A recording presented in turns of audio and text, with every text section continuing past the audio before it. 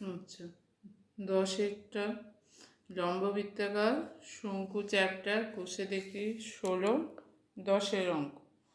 লম্ব বৃত্তাকার শঙ্কু আকৃতির একটি তাঁবুতে 11 জন লোক থাকতে পারে।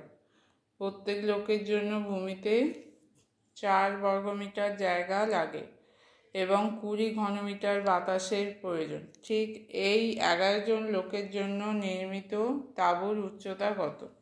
তাহলে 11 জন লোকের জন্য জায়গা লাগে কত?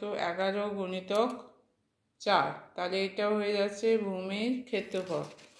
তাহলে ভূমির ক্ষেত্রফল হচ্ছে 11 গুণিতক 4 বর্গমিটার। ভূমির ক্ষেত্রফলের ফর্মুলা πr² সমান 44 বর্গমিটার। এবার তারপরে কি বলছে?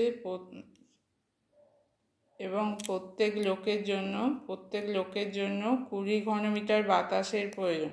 তার মানে তাঁবুর আয়তন হচ্ছে 11 গুণিতক 11 জন লোক, তাহলে আয়তন হবে 11 গুণিতক 20 ঘনমিটার।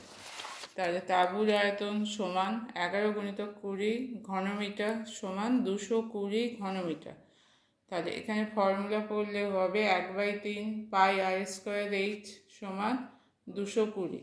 এবার 1/3, এই 3টা 220-র সঙ্গে এপাশে গেছে, তাই 220 গুণিতক 3 πr² জায়গায় আমি 44 বসাচ্ছি। 44 গুণিতক h সমান 220 গুণিতক 3, h সমান 220 গুণিতক 3/44, 44 দিয়ে কাটলে হবে 5, তাহলে 5 গুণিতক 3 সমান হচ্ছে 15 মিটার।